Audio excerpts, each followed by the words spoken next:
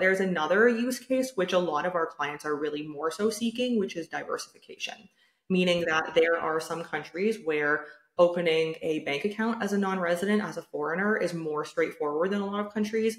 Gaining residency is not going to require a $500,000 or $1 million investment in a business or real estate in that country.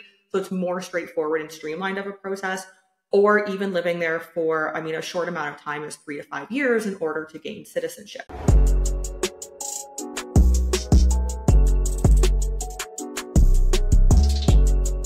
Ladies and gentlemen, welcome to the Growth House Podcast. I am Jesse Ray. I'm coming live from Rio. Nicole's with us. Nicole, you're traveling all over the world. We'll get into your story, but where are you coming from? Yeah, right now I'm in Canada for a few weeks' time.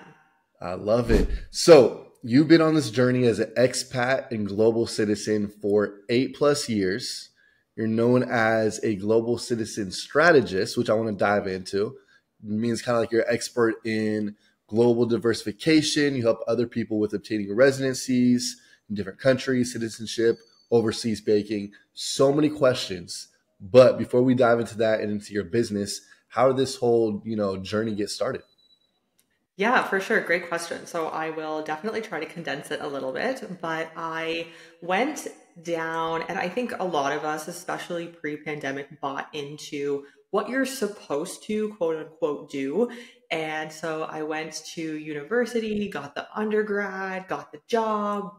The dream was always to work in a big city, to work my way up the corporate ladder. And then I had that position for, wasn't even long. It was probably about a year, and I was 21 at the time, so still quite young. And I started thinking about, what does the trajectory of my life actually look like if I continue down this path? And was not a trajectory that I was a fan of, quite honestly. And I always say, I always preface that for some people, that trajectory and that path of the 9 to 5, having a mortgage, car payment, 2.5 kids, as I like to call it, like that is the dream for some people. And if that's the dream for you, well, you're probably not listening to this podcast, but like, that's amazing. Go for it. So I always like to say that, it's not like my decision is the only right decision, but for me, my decision was the only right decision. And for my audience and probably yours as well. So I ended up figuring out, like, what can I do to just get out? I'm born and raised in Canada. So like, what can I do to just get out of this country and to experience something else in the world? And so I ended up in 2017, I ended up moving to China. I had almost never traveled on my own, minus one university exchange. Definitely had never been to Asia on my own. And I was like, I'm just going to go to China. And for me, the worst case scenario was if I absolutely hate it, nothing goes to plan. The worst case is I can come back to Canada, regroup, and go somewhere else. Like, is that really the worst case scenario? And so for me, in my mind, it wasn't. Moved to China, absolutely loved it, ended up living there for 4 years. And then lockdown happened and I got stuck. It was Chinese New Year. So a lot of Chinese and foreigners were traveling, got stuck outside of China, ended up coming back to Canada before there was a lot of pandemic action in this part of the world. And then I got stuck here. I got locked out of China. It ended up being for about 10 months. My whole life was there. I had an apartment. I had a cat. Everything was in China. And I was planning to move up the corporate ladder in my career there. And so that kind of real quick. So you went from staying in Canada your whole life to going to China. And then 4 years later, you're still in China. Yeah. So you were working a remote job for a corporation in America. What was the structure look like? Both. So I actually did continue the job that I had in Canada. It was a great job and he really liked me in that position. And this was 2017. This was way before remote work was a thing. I never expected this to happen, but he did keep me online for many years. And then I was also teaching in China. So that's how I got the visa. It's pretty hard to get into China. So that's how I got the visa. And then I had 2 jobs and 2 full-time incomes, which was great. And then that continued on for about 4 years, during lockdown when I was in Canada, started to get more into the entrepreneurial space, just realizing the trajectory of my life again for the second time. And realizing that I was doing the exact same, pardon my French, but like the exact same shit I was doing in Canada. I was doing the same thing in China. I was working for someone else. I was going a 9 to 5. I wasn't fulfilled in the 9 to 5. I actually enjoyed the 9 to 5 more in Canada than I did in China. But I was doing the same thing. I was just enjoying the lifestyle more in China, 100%. But it was still wasn't the trajectory that I wanted my life to be on for the rest of my life. So lockdown, as I think for many people, it really got a lot of people, myself included, thinking critically about what we want out of our lives long term. And I was like, I don't want to work for someone else. I want to build something of my own. And there have definitely been iterations of what that has looked like for me. And over the last few years, built out the business that I have now, travel the world full time, and help clients living a lifestyle that I believe and I preach and I practice, which is diversification, global citizen living, not having all of your eggs in one basket, being one country or one government, and then helping clients to do the same. So let's break that down because there's so many things we can dive into right there. I always think of people when they leave like their country and get another, residency, it's because they hate their country or something like that. It's probably not the case, right? I'm over here traveling, but I'm going back to Arizona. I'm based in Arizona. I spend about 6 months of the year traveling. So I think I'm probably in a little bit of different boat. But for people that are looking to get residencies, what are the benefits? And then also you hear about like, yeah, I got 12 passports. Is that necessary? Like, walk me through some of these maybe myths or misconceptions that people have about, leaving the country for extended period of time and start obtaining some of these things that you're talking about. Yeah, for sure. So before diving in, I will preface that it is a little bit different, a lot different for Americans than it is for essentially almost every other country in the world. For most other countries, and in this instance, we'll really talk about other Western countries that are not the US, you can still be a citizen of your country and become a non-resident of that country, meaning that you still hold the passport, you're still a citizen, but you're not living in that country, and then you don't have tax residence potentially, so you're not paying taxes in that country as well. So I kind of break it down into a few different categories, and it looks different for every individual, but we have some clients who want to, similar to, I guess, myself would be a good use case for this, who want to live abroad full time, maybe in one or two countries, maybe just travel full time for the most part. But you can also have these diversification options and be part-time tied to your home country, living there, maybe you're paying tax there, maybe you're not, depending on your situation, and have 2, 3, 4 residencies, citizenships, even bank accounts globally. So it very And what much does that so look varies. like? What does a residency look like? Because I typically stay maybe a month and a half. It's like my max where I'll stay in one location. So that's probably where I don't have to run into like, visa restrictions and stuff like that. So walk me through what's a typical, okay, Jesse, you've been there for, 4 months. They're going to start looking for you. Like, are you still in the country? So what does that part look like? Yeah, so it depends on where you're a citizen of. Most countries, just as a generalization, most Western countries will give you either 1 month, 3 month, or 6 months on a tourist visa. So right now you're in Brazil.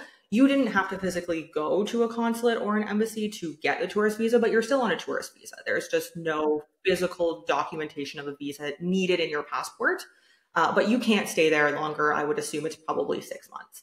So if you absolutely love Brazil, you fall in love with the country and you want to maybe live there for the next year, or you want to be back and forth between the US and Brazil, then that's when we would start looking at some residency options for you. So in Brazil, you're looking at more so real estate investment options. And now that's one use case of a client who just falls in love with a country and wants to stay there. But there's another use case, which a lot of our clients are really more so seeking, which is diversification, meaning that there are some countries where opening a bank account as a non-resident, as a foreigner, is more straightforward than a lot of countries. Gaining residency is not going to require a $500,000 or $1 million investment in a business or real estate in that country. So it's more straightforward and streamlined of a process, or even living there for, a short amount of time is 3 to 5 years in order to gain citizenship. So that's when diversification options come in. And then you can really start looking at, okay, I'm going to get residency in these two countries. I'm going to have a bank account in these two countries to bank overseas from your home country to have some diversification. And then I'm going to start to work my way toward a citizenship. Now you can purchase citizenships depending on the country and the price point that you're looking for. But that's only in about 11 countries in 2024 that offer that. So for the most part, you're going to have to work your way toward a citizenship, which means that you are spending time on the ground. You're integrating into the culture, the society, learning the language. You're really integrating to become a citizen of that country. So there's two different boats of people, one that really love the lifestyle and another who want diversification options. And we assist clients in both, but I see more so B over A. Got it. And when we talk about diversification, your typical clients, obviously it depends, everyone's situation is different, but what have you seen? Are they like making X amount of dollars where they're like, all right, I don't want this all in one basket. Let's have a bank account over here. Maybe what's the reason of a bank account? Is it because the money can get stolen from a certain bank account in the States? I mean, we've seen Silicon Valley Bank, we've seen all these things happen in the last couple of years. So we, even in the States, we're not 100%, have belief in our banking system. So with that being said, what do your clients typically look like? Are they multi-millionaires, or are they someone who's working a corporate job and still just want to, diversify a little bit overseas? Walk me through that. Good question. And honestly, it's a range of absolutely everything, which I love because no two clients and their situations are the same. So we do work with a lot of entrepreneurs. And usually when you want to start optimizing your residency portfolio, it's easier to do so as an entrepreneur because you can have your business set up in a place that makes sense for where you're staying and where you can optimize for taxes. And that usually looks like paying between 0 and 15% taxes, both personal and corporate. Again, that's just a generalization to give you a picture of numbers, but you can get it quite low if we're comparing that to Canada or the US and you're living there full time. So it's usually entrepreneurs. There are some employees or freelancers who are working for a company, and then they are looking to plan for the future and knowing that they're going to go off on their own. They're going to start freelancing. They're going to have their own business in the future. And they're looking to start planning for that now because processes and requirements for residencies are always changing. And even just in the last 6 months, we've seen quite a few changes where it's becoming more difficult, more procedures, and a higher price point to get these residencies. So I always recommend get in now if you're interested. But, we work with some clients who are 20 years old, making a few million a year. And then we work with some clients who are retirees who are looking to diversify because a common theme I will say that we see with clients is that they don't love the trajectory of where their home country, which is usually a Western country, where that country is going in the long term. I actually just had a call with a fund manager for a Portugal fund today for the Golden Visa. And she was asking me, like, where are your clients from? What are you seeing? Do you think that the elections in the US are going to have a big impact on if clients are going to want to continue having these diversification options or more so stay in the US? And my response and what I see through working with the type of demographic of clients that we work with is it doesn't matter who wins the election. The country and a lot of Western countries are going in one direction, and we really know what that direction is, regardless of which side continues to win now in the next 4, 8, 12, etc. years. And a lot of people really want to start diversifying their wealth, diversifying where they're keeping their money, not only in one government's back pocket, where yes, you can diversify between banks and country. At the end of the day, one country is going to be subject to all of your income and your wealth. And so really starting to diversify what that looks like. Where are people currently believing in and wanting to diversify? It looks different for every client. And I know, I feel like a lot of the answers are, it's different for every client, but it is. What I will say is that there are a few countries that we see coming up in terms of clients who are looking to start diversifying, but they're not really ready to fully make the move. So there are, in terms of banking, there are some countries that are of interest, and that would be a country like Georgia, a country like Panama, which we help with streamline processes for clients to open without physically being present in the country, because those two countries and a few others as well, they're very great for non-residents, foreigners essentially, who don't hold a residence permit to open an account there and to do banking, to have brokerages. It's very friendly for expats in those countries. Panama is another great country for residency, but it all depends on if you're looking to purchase real estate, if you're looking for a golden visa option, are you looking to start a business in that country? I mean, that's a completely different conversation. Or are you just looking for a back pocket residency that maybe is only going to require you to physically be in the country for 2 days a year? That is a possibility. It's not in every country, that's for sure, but there are countries like that. So really depends on the client and what they're looking for. Makes sense.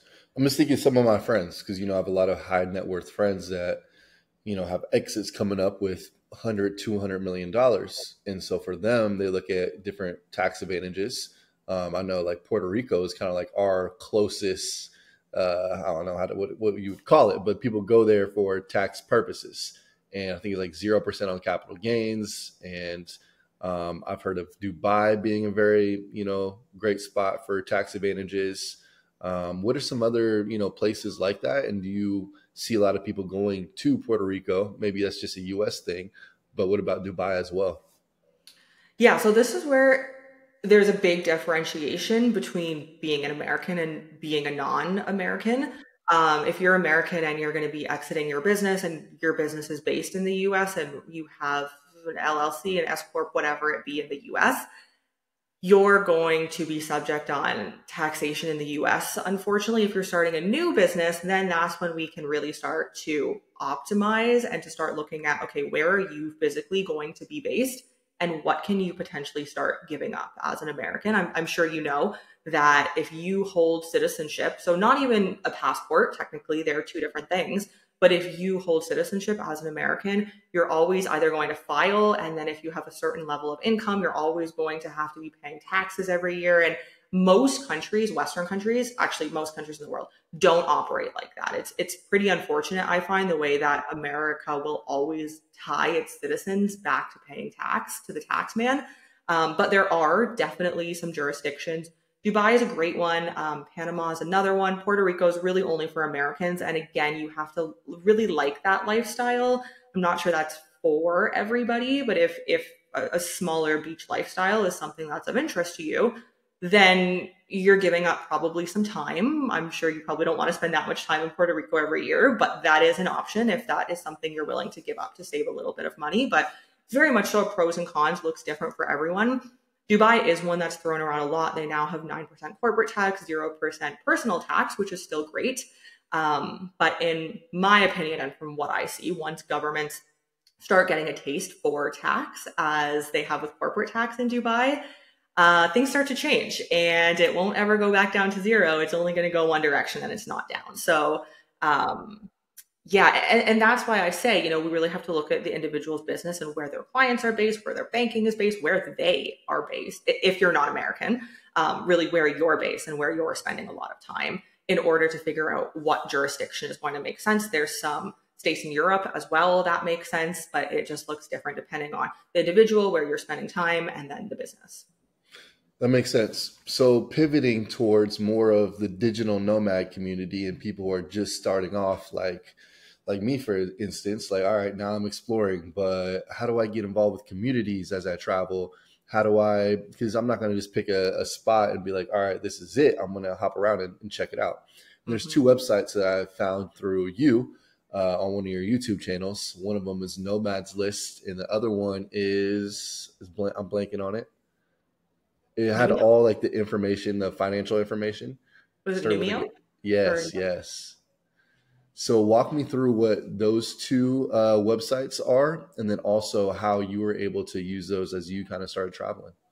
Yeah, I actually use both of those. I don't use them so much in my day-to-day travel, I will say, but I use them for reference for others who are like a lot of the audience that we have are starting their nomadic journey, and they may have businesses established, but they're wanting to start traveling and realizing that this lifestyle is a reality for them. So those are two great resources. Nomad List is great to compare any destination in the world, any city within any country that you're interested in going to as a nomad. They compare every aspect, even Wi-Fi speed, the weather, what you could expect from the locals, the friendliness. Like, they'll compare everything and they'll really break it down in easy to digest charts. So I like that one, and I'm glad that you found that one helpful. The other one was Numio, which is numbeo.com, I believe it is. And with that, you can compare cost of livings. I think you can compare even 3 different cities at a time, maybe more, but you can start comparing, and they get pretty granular to even like the price of eggs. And I've had a few videos where places that I have been, I compare, and a lot of the pricing is correct. It's not always correct from what I see on the ground. So I kind of compare based on my personal experience. So you have a top 5 list, and I think it was only a few months ago, so it's probably pretty updated. We had, I think Thailand was on there. You had a few cities in Latin America. So let me know what would be your top three right now for someone who's just getting started. And they're probably going to want to, like, camp out somewhere for a few months and then maybe eventually be like, I actually like this lifestyle enough that I want a residency or even citizenship down the road. But if someone's just starting, if you want to like do a little shortcut, hey guys, I've kind of seen a lot. So here are the top three that I would visit maybe first before you go keep exploring. Ooh, okay. Yes, I think I was basing those on lifestyle and a residency component for some of them. Mm-hmm. Um, it's tricky because everybody has a different preference. I spent so much time in Asia and traveling to most of the countries there that I'm just so biased and I absolutely love Asia.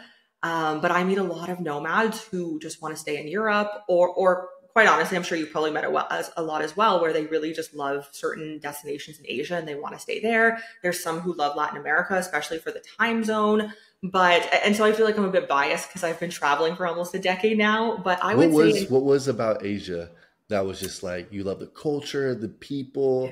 Did they just were really accepting? Because I feel like also depending on like what you look like, where you from, I feel like you also, people treat you differently, which it is what it is. And so like maybe some areas of the world people love Americans. So if you're American and you go there, you're just kind of treated better. So what was your experience in Asia that you were just like, oh my gosh, I fell in love with this area?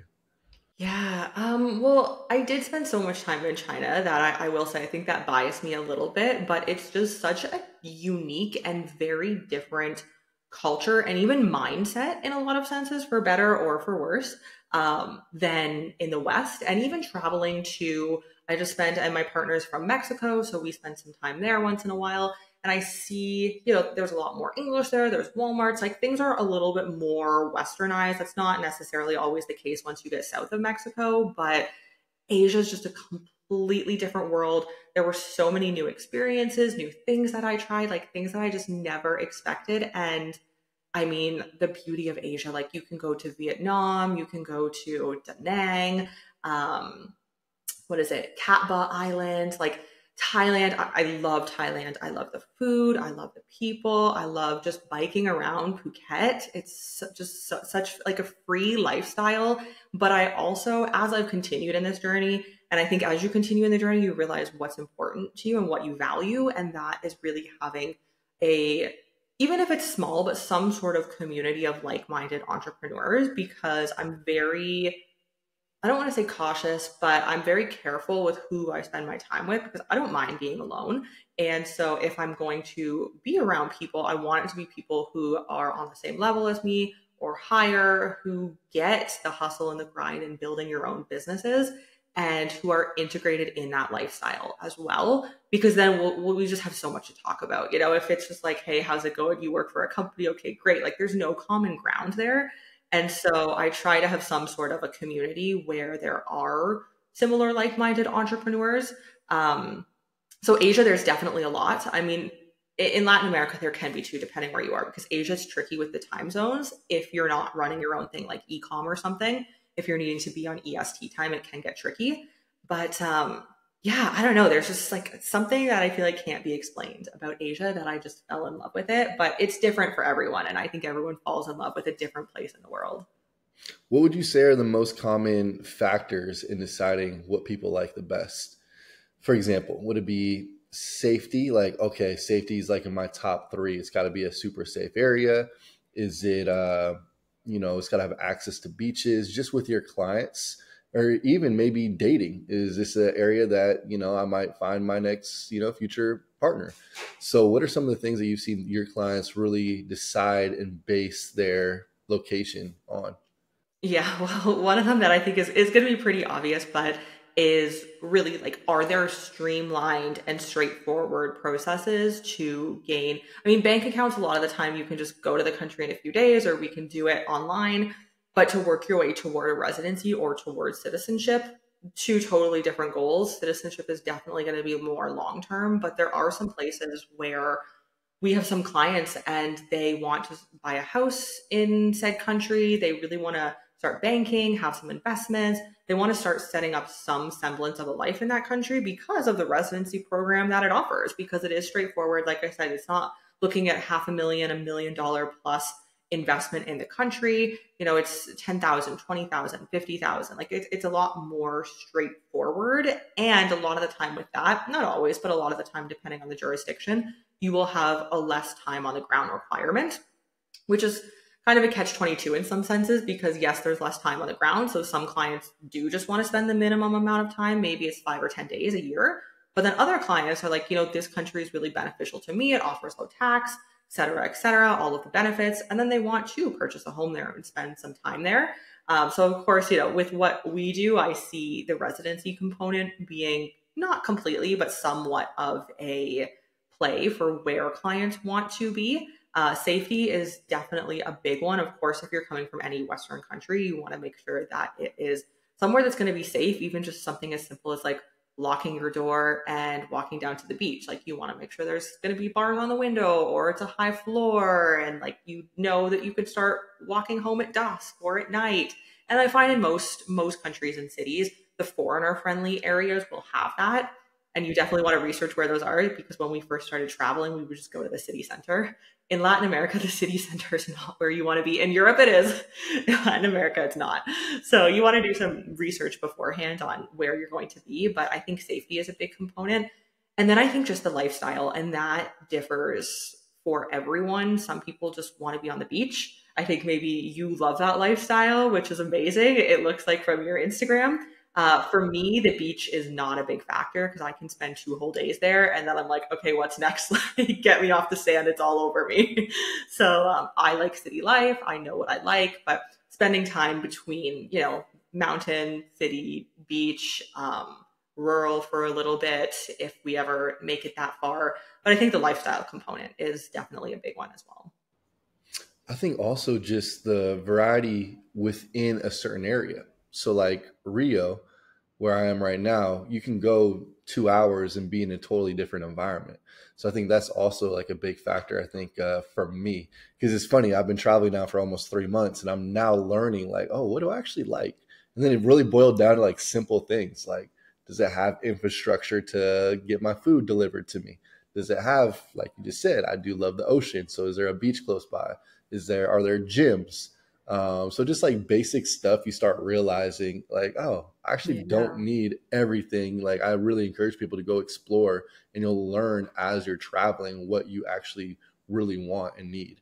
So, And I will say on that as well, for me, and this is not for everyone, but for me, a big one is food. Especially, I started eating a little bit of meat recently, but for the last 15 years, I didn't eat any meat. And so it was difficult for me, especially in Latin America, but even in Asia, to find something that wasn't not only meat, but like fatty, greasy meat that like, even if I eat meat, I don't want to eat that meat.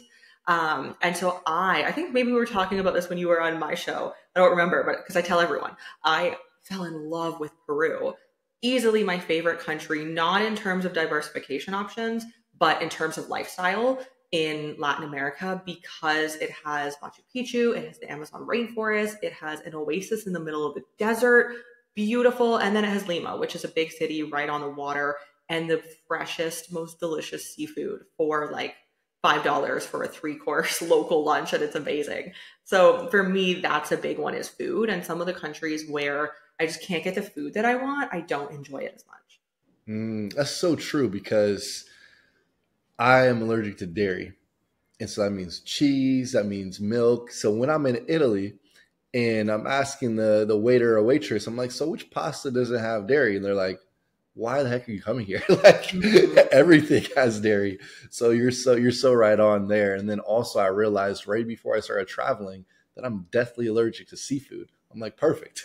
Really? So like, yeah. So yeah, funny story. I was going to get an allergy test, and the doctor comes back. He's like, you told me your favorite food is sushi. I'm like, yeah, I mean, I love sushi. And he goes, what happens when you eat sushi? I'm like, well, like sometimes I can't breathe, but then I just eat really slow, and then usually I'm fine. He's like, what is wrong with you? You are deathly allergic to sushi. I'm like, makes sense. I was wondering why I couldn't breathe. That's really funny. I love it just very casually, Oh, I can't breathe for a bit. I choose slow. It's fine. If I see super slow, I'm good. So yeah, Not a that red was flag at all. unfortunate. Yeah, so 100% the food thing, but also I think one of the main things that we haven't even covered yet is we called it what, geo arbitrage, Hmm. where you make money, let's say in the States or Euro, and then you go somewhere else and it's like 3x of what you can buy. Talk to me about that because I know you've probably experienced that more than me. What places have you been like, wow, this is amazing, and the dollar or the euro goes way further? For sure. Well, one thing on that I think a lot, especially if you don't travel often, like a lot of Westerners don't realize is that you can go to there's almost 200 countries in the world.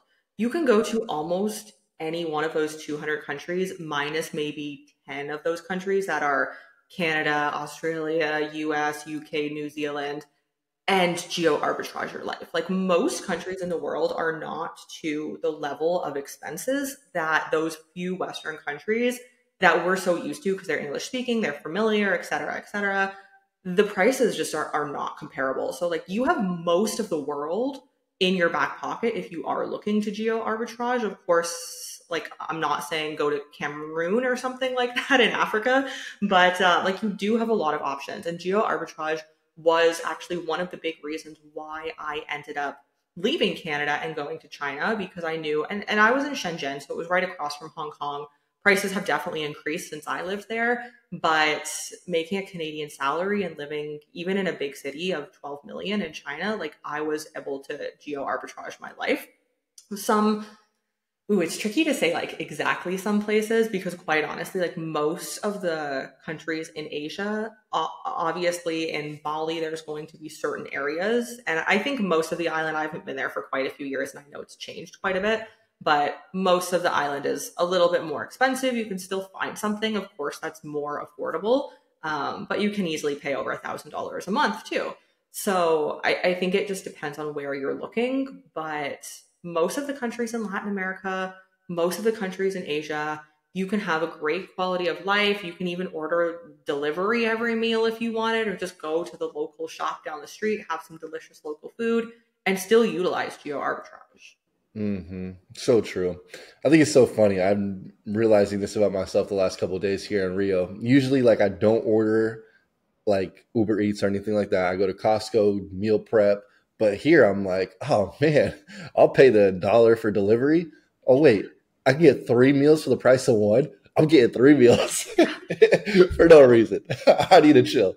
But It's it is so true. Like the dollar goes so much further. My friend Brian, who travels all over the world, he makes a lot of reels, and one of the reels that always goes viral is like make what does he say? The best place to make money is in the US. The best place to spend it is in Europe. And that's because we travel to Europe during the summer, have a lot of fun. But what countries would you say is actually, let me just ask you this, number one underrated country that's not the Bali, it's not the Thailand, that's not the Medellin that everyone kind of hears about? Hmm. Great question. Again, I will say which one I think, but it's in my opinion. And so I think it does depend on what you are looking for. But for me personally, and I think it's a little bit less underrated now, but I lived there for about a year in 2021, and that was Turkey. And I just fell in love with Turkey. We lived in Istanbul, so I like big city living. Not a huge fan of rural life or forests or beaches. I like a big city. I like lots of things to do. I like to go to cafes. I like to meet up with people when I want to. So I liked Istanbul. And then in Turkey, there's just such a diversity of it snows in the north, of course, not in the south. In the south, they have beautiful beaches in Antalya, and you can do like boat tours and yacht tours. And then they have the stunning mountains with mosques, and it's just picturesque with the snow and the forest, and it's just beautiful. And then a nice aspect of being located in that region is that Georgia's right there. So we just hopped over to Georgia for a little bit and then Azerbaijan, and you can keep going from there. On the other side, you have Eastern Europe. So we were in Serbia and Bulgaria, Romania, Montenegro, all of these beautiful countries, the Balkans, like the Balkan region. And it's so easy to get around. And so for me, I think that was of course, because I had a great experience. It's not the same experience for everybody. But there definitely are some hidden gems. I feel like Asia's becoming a little bit more popular. I love Thailand, so I'm definitely biased there, but there are definitely some hidden gems as well in Latin America. And Peru, I think for me would be one of them. And I think some people talk about Peru. I don't see enough people, in my opinion, talking about how amazing Peru is. But maybe not for you because of the food. But I think if you love seafood and you like a city lifestyle and the city is right on the beach and you just have a beautiful ocean view, water in your apartment, and then the rest of the city on the other side of you, like it's just amazing. And Peru has everything. You sold me. I need to go to Lima. I need to go to Peru. Minus the seafood. I'll try not to. Yeah. I'll eat slow and I'll be good. All right. Number one overrated country. Ooh. Ooh, overrated. What country do you want to have all the comments and all the people from there just start hating on you for saying this? Um, oh, I wish I had time to prepare this because I probably definitely have a few, but oh, Colombia. Really? Why? Um, so we spent time in Bogota, in Medellin, and in Cartagena, which is on the beach. Cartagena, like a lot of places in Latin America and Southeast Asia, it's hot and humid and sticky, and like I don't want to leave AC. I don't like being in that climate, especially for extended periods of time. So beautiful for one day to walk around the old town.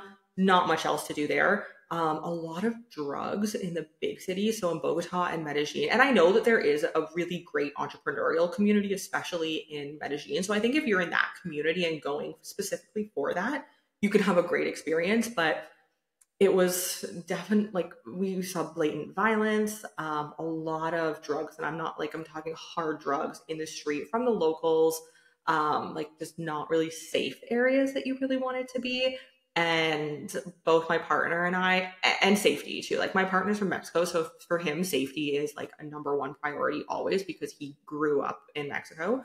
Um, and he was just like, I don't want to go back here. And I was like, yeah, me neither. I think we're on the same page with that. I can definitely see that. I've never been to Cartagena, but my friend went there and he's an entrepreneur. He's like, dude, I should have stayed in Medellin with our community of entrepreneurs. A lot of prostitution just everywhere. So like you said, drugs is just not the scene that, a lot of people listening to this would be excited to go to. So Yeah, I and can that definitely that see said that. too, like I do think if you're just looking for a party destination, like Colombia could be your number one country in the world. But Mhm. for me and my audience and your audience, like it wasn't the place. Yeah, we'll leave that to the passport bros. They can enjoy Yeah. the party scene in Colombia. Yeah. What about productivity hacks while traveling? That's something we talked about on the podcast. You're like, Jesse, how do you balance work and travel? I'm like, I don't know. I'm still trying to figure it out. So, what are some things that you are just like, oh my gosh, this has helped me a lot? Or it could be something simple. Yeah, well, one thing that we did talk about that I think is something big that, especially when you're starting out on your traveling journey, a lot of people don't realize, because I didn't realize this as well, was I told you when we first started traveling, we were traveling every 7 days. We were in a new hotel or a new Airbnb. And like, I feel like when you're starting this journey, it's very normal, but you want to be go, go, go. And then we slowed down to a few weeks in one place, and then we slowed down to a month in one place. And now I think after multiple years of doing this, it's been about 4 years almost, we're kind of at a point where it's like, okay, let's spend 3 months in one place. And it's tricky because I find a lot of other nomads will say the same. Like you're so used to being in a new place, new environment, stimulating things to do that 3 months is a long time. And so eventually you get bored. But then, and that's the negative. But then the positive side of that is I do have a routine. I do know where the supermarket is. I do know the food that I like to order and how to order it. And it's really easy. And like, you know where to go and you know your way around. You get to know people. But then, of course, the negative side, you're used to traveling all the time. And it's like, okay, I want to go on to the next thing. And that was another thing that I always try to be pretty mindful of is just because I live this lifestyle, like I always found myself looking forward to the next thing and not enjoying where I was in the current moment. And I can kind of be like that as a very type A person, like what's next? What are we doing? I think a lot of entrepreneurs can probably relate. And so I really like that is compartmentalized to the business side, which is great and moves me forward. But in terms of the travel side, I need to really slow that down and learn to enjoy the moment and where I am and be grateful and appreciative, even if I have the most amazing plans booked for 4 weeks out, not wish your time away. So that was definitely something that, I mean, I'm always still working on. It's not something perfect, but something that I realized I was kind of falling into that trap. Um, Other I could productivity. totally relate to that, by the way. Like, especially on the Yeah. travel side. My friend actually said this. He's like, diversity is a secret. Because if you just going to the most beautiful places over and over and over again, like you sound so like, oh my God, first world problems, but you're like, okay, I just seen this is beautiful, beautiful, beautiful, beautiful. And it's like you actually need to go back to the grind in order to then Mhm. go back to those beautiful places, the wonders of the world, the beautiful beaches. So yeah, I definitely went through that where I was just like overstimulated with so amazing, areas that I realized I got to take a step back to really continue enjoying how beautiful this area is. It's like every day was somewhere new. Yeah, yeah, I completely agree. And that is kind of like the first world problem of nomads, but it's something that you don't really realize until you get into this lifestyle. Another one I would say for productivity is like figure out where you're most productive. So for me, going into a co-working every day is the exact same thing as just going into an office, which is why I started this lifestyle because I don't want to do that. So for me, like co-working can be a treat, it can be fun, maybe like a weekly pass or whatever, but I know how I work best and I like to work at home where I'm comfortable, and an office is ideal. I know some people even like work on their bed, editing videos. Like if that works for you and that's where you're most productive, go for it. And then cafes also, whether I'm alone or with somebody else, like I find when I'm at a cafe, if I don't have a call or something where I have to physically be present, like I can just grind out work for a few hours and then go enjoy my afternoon or my evening. But I think like really figuring out once you leave that corporate or whatever structure you have to figure out what works best for you and also what times work best for you. So I now have learned, and I'm curious what this looks like for you. Like I've learned more about myself in this journey. And I know like once I start working for more than 4 or 5 hours straight, I won't be productive. I don't mind waking up at 8 a.m. working. I also don't mind working until 2 in the morning, quite honestly. But I just can't do it for long periods of time because then I become unproductive. So I can easily work 8, 10 hours a day, but it's not going to be all in one go. It's going to be broken up. I'm going to make some meals. I'm going to listen to some podcasts, go for a walk. Or, there's some days, and that's the great thing of being an entrepreneur, is where I'll be out all day. Yesterday, I was out all day. I was doing something in my hometown. And then I got home and I had like 3 hours of uninterrupted, put in my headphones, like grinded, did the work. It would have taken me 5 hours, 6 hours to do it. I knew I had a time frame. I knew, I'm going to bed at midnight. So like it has to get done. And it got done because I had that pressure and that deadline on myself. I like that. Yeah, for me right now, I'm still figuring it out, but I like to do it based on what the country I'm in. So, for example, if the dead time, I forget what they call it, like a siesta or something, where everyone's just not doing anything, cool. I'm gonna be working during that time. So it kind of depends where I am. Like here in Rio, I love waking up earlier, going to the beach and enjoying that, getting in the sun. So, like, wake up at 7, have fun, have lunch, and then actually start work about 1 o'clock. And also, it's perfect because everyone in PST back in the States is just waking up. So I'm like, perfect. Now, I get to hang out with you guys. And I already did a full day of like Jesse time. So that's kind of like what I'm doing right now is just in the morning till about lunch, about 1 o'clock to depending on how much work I want to do, maybe even 8 o'clock. Like we're entrepreneurs, so like we always have something to do. So right now, that's kind of like my schedule is kind of about 7 to 11 noon, and then start working till about 6, 7. Go have dinner, go enjoy the sunset, and then wrap up the night. Awesome. I love that. So there's one last, actually two questions we can wrap up on. One quick hack on saving money while traveling. Do you have one that comes to mind? Ooh, yes. Well, I mean, it's front of mind, but I think like geo-arbitrage is such a hack that I think it's not like a concrete hack where you can download the app, but it's just really a lifestyle hack. And I see it as more of a lifestyle than anything, quite honestly, or a back and forth lifestyle if you're living part-time in one country and part-time in another country. In terms of other hacks, I can't think of any off the top of my head, but Yeah, I would probably say like geo-arbitrage can be a big one once you realize how you can use it to your advantage. 100%. And I'm learning also just like longer stays the better. Like these 3 to 4 days could cost close to as much as a month. Like maybe it's not quite as nice for the month, but it's not that much different. And you would spend Yeah. the same amount of money for 5 days as you would probably for a month renting somewhere. Actually, that's another one too. Like I'm sure you definitely know, but once you start looking at accommodation and places to stay, like the longer you stay, you can get more discounts, especially on an app like Airbnb. We'll usually stay in Airbnbs if we can over hotels just because it'll have a kitchen. It's a little bit more homey. Like hotels for a month, it doesn't have that vibe.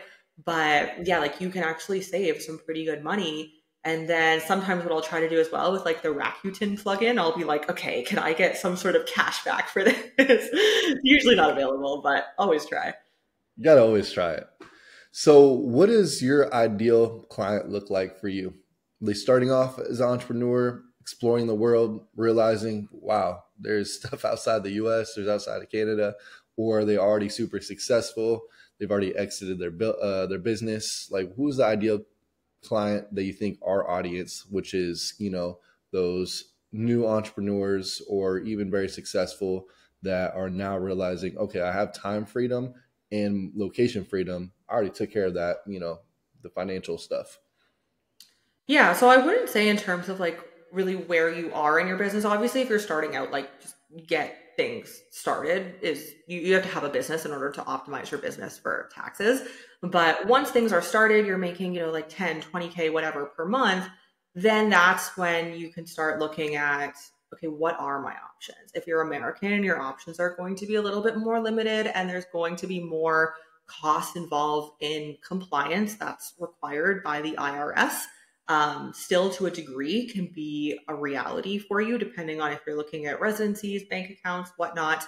But I would say that there's no real demographic of like starting out or hitting this type of month or whatnot, but it's really the mindset of the individual and wanting to not be tied to one country, one government, wanting options. Like if things go south, like we saw a few years ago, wanting to legally be able to go to X country and live there and not just be on a tourist visa and then know that your visa is going to expire, but now you can't leave the country because borders are shut and it's a headache. A residency is somewhere, yes, you don't have a passport, but you do legally have the legal right as any other resident in that country to live there for as long as you would like. And that can be 1 week, 1 day, or it can be 1, 2, 3 years or for the rest of your life. So really having that freedom of movement and that mindset, and then also freedom of banking. And yes, we help with bank accounts, but I was going to say a lot. All of our clients, myself included, are very diversified as well in crypto, specifically Bitcoin for the most part, but also having access to some sort of capital that is hopefully not controlled, depending on where you hold it, by any government, any one entity, and really having your own capital and your own resources that can't be taken away from you. Because unless you have a more complex structure, which, once you get to a certain level, you can definitely start implementing that, where, like, which country very much so varies. But the government, whether it's, safe in your bank account, that's great, but it's still the government's money at the end of the day. 100%. That's a whole nother podcast we could do. Nicole, this has been so much fun. People are going to want to reach out to you. Where can people find you? What's the best way? Yeah, so everything is under the business, which is work, wealth, and travel. So if you're interested in learning more about what I just said and diversification options, then YouTube would probably be the place to check out. We're always coming out with new videos, new content on the podcast as well about what these diversification options can look like and really the starting basics of dipping your toe into that. So work, wealth, and travel, the podcast, YouTube, and Instagram. I love it. And then our community, Growth House community, is a go-giver community, meaning people are going to want to reach out, but no one's going to say, hey, Nicole, can I have 15 minutes to pick your brain? If they do, let me know. I'm going to block them from our community. So with that being said, when people reach out, we want to provide value first. You provide a value to us, Nicole, because you got to hang out with us for an hour and talk about all the things that you're an expert in, and we appreciate that. So when people reach out to you, how can we provide value? It could be simple as, hey, I'm trying to grow the YouTube. Please go subscribe, like some videos, DM me, shout me out, tell me what you thought of the podcast with Jesse. And, that actually, that brings value to me because that means people are listening and getting value from it. So Nicole, what can people do to reach out and provide value to you before they ask for anything? Well, first of all, Jesse, I love that. I've never heard of that before at the end of a show. And so I love that you've added that in. It would be really nice to just connect with people instead of it being a very virtual transaction where they're on one end and I have no idea who's on the other end. So follow me on Instagram, or if you're interested in learning more on YouTube, less of an interaction-based platform, but connect on Instagram, say hi. I'm always in my requests because we have so many messages from potential clients. And so they're always in the requests. I'm always in there. And just say hi and tell me some of the takeaways that you got from this episode. I would love to connect, especially if you're listening to this podcast, so you're entrepreneurial, you're probably looking for diversification options, like you're a similar mindset to Jesse and I, and would love to connect and potentially even meet somewhere in the world. I love it. Nicole, this has been fun. Our motto is you become who you surround yourself with. And it's an honor and a pleasure to actually know you. Now we're friends and to hang out with you and surround myself with you for the last hour. So Nicole, I'm excited for this podcast to come out. Thank you, Jesse.